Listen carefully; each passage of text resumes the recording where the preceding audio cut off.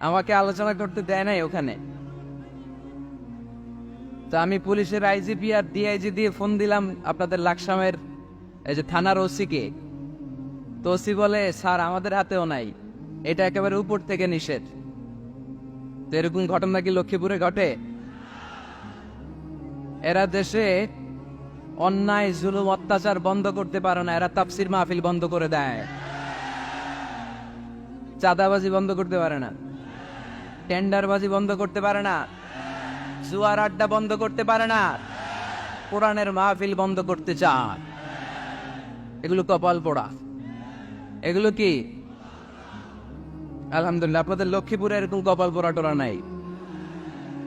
আল্লাহ লক্ষ্মীপুরবাসীকে তুমি কবুল করো। তো বাংলাদেশে যারা এই কোরআনের বিরোধিতা করে তাদের খেয়াল করা উচিত। They should understand the pulse of the citizen. জনগণের পালস বোঝা উচিত, যে জনগণ কি চায়, জনগণ কোনটাকে পছন্দ করে, জনগণ কোন দিকে ঝুঁকছে, এটা খেয়াল রাখার দরকার আছে না নেই? আজকের এই লক্ষ্মীপুরের বিশাল মহাসমাবেশ প্রমাণ করে কোরআনের এই ভিক্টরিকে, এই বিজয়কে কেউ থামাতে পারবে। আমরা কোরআনের সাথে থাকতে চাই, আমরা কোরআনকে বন্ধু বানাতে চাই। আমরা দুনিয়াতে যদি কোরআনকে বন্ধু বানাই, আমাদের কবরেও কোরআনকে বন্ধু বানায় দিবে কে? আল্লাহ তুমি আজকের মাহফিলকে কবুল করো। যে ভাইয়েরা, যুবক ভাইয়েরা কষ্ট করে দাঁড়িয়ে দাঁড়িয়ে ধাক্কাধাক্কি করে এই গরমের মধ্যে কথা শুনছে, আল্লাহ তাদেরকে তুমি সাইয়েদনা হামজার সাথে হাসর নসিব করে দাও। যে সমস্ত বোনেরা বিভিন্ন জায়গায় গাদাগাদি করে একসাথে বসে আজকের তাফসির মাহফিল শুনছে, তাদেরকেও তুমি ইসলামের জন্য কবুল করো। কাজ করে খেতে বলেছেন, কাজে লজ্জা নেই, লজ্জা অলসতায়। কাজে লজ্জা আছে, লজ্জা কিসে? অলসতায়, অকর্মণ্যতায়। লেজিনেস খুব খারাপ, কিন্তু অ্যাক্টিভ হওয়া, এনার্জেটিক হওয়া, এটা নবীদের সুন্নাত, ঠিক কিনা? তো এই আয়াতের মাধ্যমে আল্লাহ তাআলা গোটা বিশ্বের মানুষদেরকে কাজের প্রতি উৎসাহিত করেছেন। আল্লাহ বলেছেন, ফাইদা কুদিয়াতিস সালাতু ফান্তাশিরু ফিল আরদ আবতাগু মিন ফাদলিল্লাহ। যখন সালাত শেষ হয়ে যায় তখন তোমরা জমিনে ছড়িয়ে পড়ো, প্রত্যেকে প্রত্যেকের ওয়ার্ক প্লেসে চলে যাও, কাজ করো। আবতাগু মিন ফাদলিল্লাহ, আর আল্লাহর দেয়া ফদল তালাশ করো, রিজিক তালাশ করো। মসজিদের ভিতরে রিজিক আছে? কথা কয় না। মসজিদে গেলে কি টাকা পাওয়া যায়, খাওয়া পাওয়া যায়? না, খাবার উৎপন্ন করতে হয় মসজিদের বাইরে, এ জমিনে। মসজিদে গেলে রহমত পাওয়া যায়। মসজিদে গেলে কি পাওয়া যায়? এজন্য মসজিদে ঢুকার সময় আমরা কোন পা দিয়ে ঢুকি আর কি পড়ি? আল্লাহুম্মা ইফতাহলি আবওয়াবা রাহমাতিক, আল্লাহুম্মা ইফতাহলি আবওয়াবা রাহমাতিক। আমরা বলি, হে আল্লাহ, আপনি আপনার রহমতের দরজা আমাদের জন্য খুলে দেন। সুবহানাল্লাহ পড়েন। এই দোয়া থেকে বোঝা গেল মসজিদে ঢুকলে কি পাওয়া যায়। সবাই বলতে হবে, কি পাওয়া যায়? মসজিদে ঢুকলে রহমত পাওয়া যায়, আর মসজিদ থেকে বের হলে রিজিক পাওয়া যায়, ফদল পাওয়া যায়। ফদল, ফদলের আরেক অর্থ হচ্ছে রিজিক। এজন্য মসজিদ থেকে যখন বেরোই কোন পা দিয়ে বেরোই আর কি পড়ি? আল্লাহুম্মা ইন্নী আসআলুকা মিন ফাদলিক। হে আল্লাহ, আপনার কাছে আমি আপনার ফদল চাই, রিজিক চাই। এই ফদলের কথাই আল্লাহ কোরআনে বললেন, فَإِذَا قُضِيَتِ الصَّلَاةُ فَانتَشِرُوا فِي الْأَرْضِ وَابْتَغُوا مِن فَضْلِ اللَّهِ وَاذْكُرُوا اللَّهَ كَثِيرًا لَعَلَّكُمْ تُفْلِحُونَ। সুবহানাল্লাহ পড়েন। আল্লাহ ডেকে বললেন, গোলাম যখন সালাত শেষ হয়ে যায় জমিনে ছড়িয়ে পড়ো, মসজিদে বসে থেকো না। আদেশটা কার? সালাত যখন শেষ মসজিদে বসে থাকার দরকার নাই, জমিনের মধ্যে ছড়িয়ে ছিটিয়ে পড়ো। অবতাগু মিন ফাদলিল্লাহ, আমার ফদল তালাশ করো, আমার রিজিক তালাশ করো, বেশি বেশি আমাকে স্মরণ করো। সুবহানাল্লাহ পড়েন। তার মানে ইসলামের বিধান হচ্ছে, যখন সালাতের সময় হবে আপনি মসজিদে যাবেন, আবার সালাত শেষ আপনি আপনার কাজে চলে যাবেন। when you are done with your salah, spread out to your workplace। কাজ শেষ তো আপনার কর্মস্থলে চলে যান। এটা হচ্ছে ইসলামের নিয়ম। নামাজের আজান যখন হবে সবাই মসজিদে ঢুকবে, সালাম ফিরিয়ে নামাজ শেষ, সবাই মসজিদ থেকে বের হয়ে যাবে। শিক্ষক চলে যাবে স্কুলে, কৃষক চলে যাবে ফসলের খেতে, ব্যবসায়ীরা চলে যাবে শপিং মলে, মেম্বার অব দ্য পার্লামেন্ট চলে যাবে সংসদ ভবনে, যে যার কাজের মধ্যে সে তাড়াতাড়ি ইনভলভ হয়ে যাবে। সালাত শেষ, কাজে ঝাঁপিয়ে পড়ো, আদেশটা কার? তাহলে ইসলামে ইবাদতের অ্যাটিটিউডটা বুঝতে পারছেন? কাজের সময় কাজ, নামাজের সময়, আওয়াজ করে বলেন, কাজের সময়, নামাজের সময়। সুন্দর হয়েছে না বিষয়টা? ফাইদা কুদিয়াতিস সালাতু ফান্তাশিরু ফিল আরদ, যখন তোমাদের সালাত শেষ তখন জমিনে ছড়িয়ে পড়ো। জমিনটাকে আল্লাহ আমাদের জন্য উর্বর বানিয়েছেন। জমিনে বীজ রোপণ করে দিলেই এখানে ফসলের ব্যবস্থা করে দেয় কে?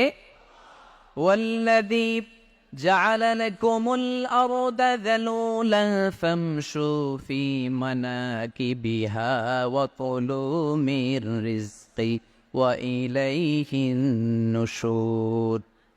তিনি তো এমন সত্তা যিনি তোমাদের জন্য জমিনটারে ফ্ল্যাট বানিয়ে দিয়েছেন, সমতল বানিয়ে দিয়েছেন। এই জমিনের অলিতে গলিতে, বনে বাদারে, রাস্তায়, সাগরে, পাতালে, পাহাড়ে, বিভিন্ন জায়গায় তোমরা ঘুরে বেড়াও, সেখানে যে আমি আল্লাহর রিজিক তালাশ করো। সুবহানাল্লাহ। এই জমিনটাকে আল্লাহ সাহালাতুল মাসালিক, চলার জন্য সহজ বানিয়ে দিয়েছেন, ফ্ল্যাট, উঁচু নিচু নাই। এই যে লক্ষ্মীপুরের আজকে এই যে প্যান্ডেলের এইখানে উঁচু নিচু আছে, আজকে এইখানে যদি উঁচু হতো, ওইখানে নিচু হতো, আমরা ঠিক মতো দেখতে পারতেন? বিমান থেকে এটা খুব সুন্দর দেখা যায়, জমিনটা খুব ফ্ল্যাট দেখা যায়, সমতল। এই সমতল হওয়ার কারণে এখানে চাষাবাদের সুযোগ সুবিধা করে দিয়েছে কে? তাহলে বোঝা গেল এই জমিনটা সমতল এবং উর্বর, ভেরি ফার্টাইল ল্যান্ড। আমাদের সালাত শেষ, আমরা কাজে চলে যাব, আবার আজান হলে মসজিদে ঢুকে যাব। এটাই হচ্ছে ইসলামের নিয়ম। সাইয়েদনা ওমর ফারুক যখন মসজিদে নববীর ইমাম, তিনি ইয়ামান দেশের কিছু লোকদের সাথে সাক্ষাৎ করলেন। কোন দেশের? ইয়ামান, যুদ্ধ বিধ্বস্ত একটা দেশ এখন।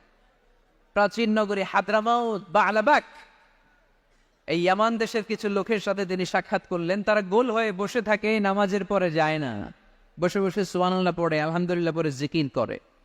ওমর ফারুক ভাবলেন দেখি পরের ওয়াক্তে কি হয়। উনি আসরের নামাজে ইমামতি করতে আসলেন, এসে দেখলেন ইয়ামানের লোকেরা মসজিদের বারান্দায় আশেপাশে বসে আছে, সবাই যায়, এরা যায় না। মাগরিবের সালাতে উনি ইমামতি করতে আসলেন, ওমর ফারুক নামাজ শেষ করে দেখলেন সবাই চলে যায়, কিন্তু ইয়ামানের লোকগুলো যায় না। এশার সালাত পর্যন্ত তিনি ওয়েট করলেন। এশার নামাজ পড়ে চলে যাওয়ার সময় ওমর ফারুক দেখলেন সবাই নামাজ পড়ে কাজে চলে যায়, কিন্তু ইয়ামান দেশের লোকগুলো যায় না। ওমর ফারুক বললেন, মা বালুকুম মা ফাতলুকুম, ঘটনা কি? কি হয়েছে তোমাদের? সবাই নামাজ পড়ে চলে যায়, কাজে যায়, তোমরা যাও না কেন? এখানে কি করো? ইয়ামানিরা বলতে শুরু করলো, নাহনু আল মুতাওয়াক্কিলুনা আলাল্লাহ, আমরা এখানে আল্লাহর উপর তাওয়াক্কুল করে বসে আছি। ওমর ফারুক অবাক হলেন, আনতুম আল মুতাওয়াক্কিলুনা ফিল্লাহ, তোমরা আল্লাহর উপর তাওয়াক্কুল করে বসে আছো? তো এই যে সারাটা দিন খাপটি মেরে এখানে বসে থাকলে তোমাদের খাবার আসে কোত্থেকে? উপার্জন হয় কি করে? ইনকাম আসে কোত্থেকে? রুজি রুটি হয় কোত্থেকে? ইয়ামানি লোকগুলো বললো, আমরা এখানে বসে বসে জিকির করি, তেলাওয়াত করি, বুজুর্গের মতো বসে থাকি, আমাদের বুজুর্গিয়া জিকির দেখে আশেপাশের লোকেরা এসে আমাদেরকে খাবার দিয়ে যায়। ওমর ফারুক বললেন, সর্বনাশ, তাইলে যে তোমরা আল মুতাওয়াক্কিলুনা ফিল্লাহ ন, তোমরা হচ্ছে আল মুতাওয়াক্কিলুনা আলা বা'দিকুম বা'দা, একে অপরের উপর নির্ভরশীল। যারা প্লেটে করে খাবার নিয়ে আসে তোমরা তাদের উপর তাওয়াক্কুল করছো, কারণ তারা যদি প্লেট ভরে খাবার নিয়ে আসে তোমাদের পেটে কোনো দানা পানি পড়বে না। তোমরা আল্লাহর ওয়ালা দাও, তোমাদের সাধ্যের সবটুকু করার পরে তারপরে তোমরা তাওয়াক্কুল করবে। কি সুন্দর ইসলাম! এক সাহাবী বললেন, ইয়া রাসূলুল্লাহ, আমি উটে চড়ে এসেছি, তো আপনি তো আমাদেরকে তাওয়াক্কুলের ওয়াজ করেছেন, আমি উটের রশিটা গাছের মধ্যে না বেঁধে যদি শুয়ে থাকে আল্লাহর উপর তাওয়াক্কুল করে, ওটটা থাকবে না? বিশ্বনবী বললেন, না, তোমার ওট থাকবে না, আগে রশি দিয়ে ওটটা বাঁধো, ইয়াকিলহা সুম্মা তাওয়াক্কাল আলাল্লাহ, আগে টাইট করে রশি দিয়ে গাছের সাথে ওটের রশিটা বাঁধো, এরপর আল্লাহর উপর তাওয়াক্কুল করো। এইটার নাম তাওয়াক্কুল। চিল্লায় বলেন ঠিক কি না? আপনার পার্টটা আপনার করতে হবে। আপনার যে রোল, এই রোলটা প্লে করতে হবে। আপনার সর্বোচ্চটুকু করার পরে আমরা তাওয়াক্কুল করি একজনের উপর। চিল্লায় বলেন, তিনি কে? ওমর ফারুক বললেন, তোমরা মুতাওয়াক্কিলুনা আলাল্লাহ নাও, তোমরা বের হয়ে যাও। খবরদার এরপরে কোনো দিন তোমাদেরকে যেন এই মসজিদের মধ্যে খাপটি মেরে গোল হয়ে বসে থাকতে না দেখা যায়। কারণ ফাইদা কুদিয়াতিস সালাতু ফান্তাশিরু ফিল আরদ ওয়াবতাগু মিন ফাদলিল্লাহ। ইসলামের বিধান হচ্ছে যখন নামাজ শেষ মসজিদে বসে থাকা যাবে। চিল্লায় বলেন, বসে থাকা যাবে? যাবে না। সর্বোচ্চটুকু করে তারপরে আপনাকে বের হয়ে যেতে হবে। প্রতিদিন সকালবেলা পাখির বাসা থেকে দেখবেন পাখিগুলো খালি পেটে বের হয়ে যায়। আপনাদের এই এলাকায় পাখির বাসা আছে? কি পাখির বাসা আছে? হ্যাঁ, সব পাখি আছে। তো সকালবেলা দেখবেন পাখির বাসা থেকে পাখিগুলো খালি পেটে বের হয়ে যায়। বিকেল বেলায় পাখিগুলোর ওদর ফুর্তি করে পেট ভর্তি করে আবার পাখির নিড়ে ফিরিয়ে দেয় কে? কারণ পাখিগুলো তাওয়াক্কুল করেছে কার উপর? পাখিগুলো তাওয়াক্কুল করে যদি পাখির নিড়েই বসে থাকতো, ওদের পেটে খাবার আসতো? কথা বলেন। বিশ্বনবী এটাই বললেন, তাকদু খিমাসান ওয়া তারুহু বিতানান। তোমরা যদি পাখির মতো তাওয়াক্কুল করো, মানে আল্লাহর উপর তাওয়াক্কুল করে জমিনে বের হয়ে যাও, তোমাদেরও রিজিকের দায়িত্ব নিয়ে নিবে কে? সকালবেলা প্রতিটা পাখি না খেয়ে বের হয়ে যায়। একটা পাখির পেটের ভেতরে কোনো দানা পানি নাই, কিন্তু আল্লাহর উপর তাওয়াক্কুল করে পাখিগুলো যখন বের হয়ে যায়, বিকেল বেলা পেট ভর্তি করে ওদর ভর্তি করে আবার পাখির নিরে পাখিগুলোরে ফিরিয়ে দেয় কে? পাখিগুলোকে আমাদের মতো খাবার জমা করে রাখতে পারে? আমরা তো 7 দিনের বাজার একবারে করে ফ্রিজে রাখি। পাখিদের ফ্রিজ আছে না? আছে। আমাদের অতিরিক্ত টাকা হলে আমরা ব্যাংকে ব্যালেন্স করে রাখতে পারি, অ্যাকাউন্ট করে রাখতে পারি। পাখিরাও তো অ্যাকাউন্ট করে রাখে না? না, প্রতিদিন না খেয়ে বের হয়। কালকে ওই পাখিটা কি খাবে, কোন জায়গা থেকে তার রিজিকের ব্যবস্থা হবে, আল্লাহ ছাড়া কেউ জানে। এটার নাম তাওয়াক্কুল। এটার নাম কি? আমাদের সাধ্যের, আমাদের ক্যাপাসিটি, আমাদের ক্যাপাবিলিটির সবটুকু করে আমরা তাওয়াক্কুল করি একজনের উপর। চিল্লায় বলেন, তিনি কে? এজন্য ইসলাম আমাদেরকে শিখায়, সালাত যখন শেষ বের হয়ে যাও, কাজে নেমে পড়ো। কাজে কোনো লজ্জা নাই, পরিশ্রমে কোনো লজ্জা আছে? যিনি রিক্সা চালায় এতে তার কোনো লজ্জা আছে? দিনমজুর, কুলি, ঠেলা গাড়ি চালায়, ছোট্ট ব্যবসা করে, এতে কোনো লজ্জা আছে? লজ্জা নাই। খেয়াল রাখবেন, লজ্জা হচ্ছে অলসতায়। লজ্জা কিসে? বিষ্ণু ঈসা ইসলাম বলেছেন, মা আকালা আহাদুন তুআমান কাত্তু খায়রুন মিন আইয়াকুলা মিন আমালি ইয়াদি। নিজ হাতে উপার্জিত খাবারের চেয়ে, অর্থের চেয়ে শ্রেষ্ঠ খাবার পৃথিবীর কোন মানুষ কোনোদিন ভক্ষণ করে নাই। চিল্লায় কোন সুবহানাল্লাহ। শ্রেষ্ঠতম খাবার নিজ হাতে উপার্জিত খাবার। ঘাম জড়িয়ে যে অর্থ উপার্জন করা হয়, যে ইনকাম করা হয়, এটা হালাল। আর হালাল খেয়ে দোয়া করলে কবুল করে কে? এজন্য খেটে খাওয়া মানুষ, শ্রমজীবী মানুষ আর মেহনতি মানুষদেরকে বিশ্বনবী খুব ভালোবাসতেন। তারা বিশ্বনবীর বন্ধু আর বিশ্বনবী ছিল তাদের বন্ধু। সুবহানাল্লাহ পড়েন। এত ভালোবাসতেন বিশ্বনবী খেটে খাওয়ার মেহনতি মানুষদেরকে। সব সময় বিষ্ণু ইসলাম তাদের জন্য দোয়া করতেন। এজন্য যারা খেটে খায় তারা কপালওয়ালা, তারা মুস্তাজাবুদ দাওয়া। তারা কি? মুস্তাজাবুদ দাওয়া মানে এমন ব্যক্তি যে ব্যক্তি দোয়া করতে দেরি হয় কিন্তু দোয়া কবুল হতে দেরি হয় না। এজন্য আমাদেরকে নতুন নতুন আইডিয়া জেনারেট করতে হবে। চাকরির পিছনে বসে থাকলে চলবে না। আর আজান যদি হয়ে যায় ছুটে যাবে মসজিদে, আর নামাজ শেষ হলে আমরা আমাদের কাজের দিকে চলে যাব। চিল্লায় বলেন ঠিক কিনা? যেটাই করবো আমরা ভালোভাবে করব। আল্লাহ বলেছেন, লিয়াবলুয়াকুম আইয়ুকুম আহসানু আমালা। লক্ষ্মীপুরের ভাইয়েরা আওয়াজ করে উত্তর দেন। আওয়াজ করে উত্তর দিতে হবে। জান্নাতে যেতে হলে 100তে কত নাম্বার পেতে হবে? হ্যাঁ, হয় নাই 51। কি নাম তোমার? হ্যাঁ, ফরহাদ। জান্নাতে যেতে হলে 100তে আমার দরকার 51। 100তে কত লাগবে? ফাআম্মা মান সাকুলাত মাওয়াজিনুহু ফাহুয়া ফি আইশাতির রাদিয়া। সেদিন মিজানের পাল্লা যার ভারী হয়ে যাবে সে আনন্দ উৎসবে থাকবে। তো মিজানের পাল্লা ভারী হওয়ার জন্য 100তে আমার কত পাওয়া লাগবে? কত পাওয়া লাগবে? 51 পেলেই হয়ে যাবে। এজন্য আল্লাহ বলছেন, লিয়াবলুয়াকুম আইয়ুকুম আহসানু আমালা। যেটাই করবে ভালোভাবে করবে। আল্লাহ এটা পরীক্ষা করতে চান যে আমরা ভালোভাবে কে কতটুকু আমল করেছি। যারা আরবি বোঝেন আলেম ওলামা আপনারা জানেন, এখানে আল্লাহ বলেননি লিয়াবলুয়াকুম আইয়ুকুম আকসারু আমালা। আল্লাহ এটা দেখতে চান যে তোমাদের মধ্যে থেকে কে বেশি আমল করে, এটা বলছে আল্লাহ? বলে নাই। আল্লাহ বলেছে লিয়াবলুয়াকুম আইয়ুকুম আহসানু আমালা, যে ভালো করে করে। এজন্য আমরা যাই করি না কেন কি করে করব? আওয়াজ করে বলতে হবে। কেমন করে করব? যে কোনো কাজ করো না ভাই, যে কোনো কাজ করো, তা যেন হয় সবার চেয়ে সবচেয়ে সুন্দর। পড়েন, যে কোনো কাজ করো না ভাই, যে কোনো কাজ করো, তা যেন হয় সবার চেয়ে সবচেয়ে সুন্দর। পড়েন, যে কোনো কাজ করো না ভাই, যে কোনো কাজ করো, তা যেন হয় সবার চেয়ে সবচেয়ে সুন্দর। হোক না সেটা পড়া লেখা, রঙের ভাষায় ছবি আঁকা। পড়েন, হোক না সেটা পড়া লেখা, রঙের ভাষায় ছবি আঁকা, হোক না সেটা সামান্য কাজ কিংবা মহত্তর, তা যেন হয় সবার চেয়ে সবচেয়ে সুন্দর। যে কোনো কাজ করো না ভাই, যে কোনো কাজ করো, তা যেন হয় সবার চেয়ে সবচেয়ে সুন্দর। চিৎকার করে বলেন ঠিক কিনা? আমরা যেটাই করি না কেন এটা ভালো করে করার দরকার আছে না নাই? এজন্য কাজে আর শ্রমে কোনো লজ্জা নাই। লজ্জা হচ্ছে অলসতায়। লজ্জা কিসে? অলসতায়। অলস হয় কারা?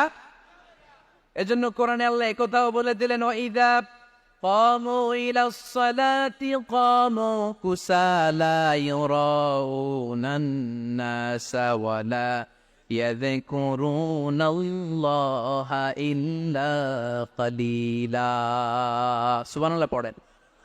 মুনাফিকরা যখন মানুষকে দেখানোর জন্য নামাজে যায়, ওই নামাজে তাদের ইখলাস নাই, ওই নামাজের ভেতরে তাদের কোনো খুশু খুদু নাই, ওই নামাজের ভেতরে আছে শুধু অলসতা। ওই নামাজে কি আছে? কিন্তু আমরা যখন নামাজে যাই আমাদের অলসতা আছে? আমরা নামাজ পড়লে আমাদের হৃদয়টারে সজীব করে দেয় কে? আমরা ওযু করলে আমাদের মনটাকে চাঙ্গা করে দেয় কে? আমরা মসজিদে ঢুকলে হৃদয়টাকে প্রাণবন্ত করে দেয় কে? মুমিন তো নামাজে গেলে চাঙ্গা হয়, মুমিন ওযু করলে চাঙ্গা হয়। বিষ্ণু ঈসা ইসলাম বললেন, ইয়াকিদু শাইতানু আলা কাফিয়াতি রাসি আহাদিকুম ইদা নাম। খেয়াল করে শুনবেন লক্ষ্মীপুরের ভাইয়েরা, চমৎকার একটা হাদিস। আমরা যখন ঘুমোতে যাই, শয়তান আমাদের প্রত্যেকের মাথার পিছনে 3টা অলসতার গিট মারে। কয়টা? আওয়াজ করে বলেন। 3টা অলসতার গিট মারে। ইয়াকিদু শাইতানু আলা কাফিয়াতি রাসি আহাদিকুম সালাসা উকাত। 3টা গিট মারে যখন আমরা ঘুমোতে যাই।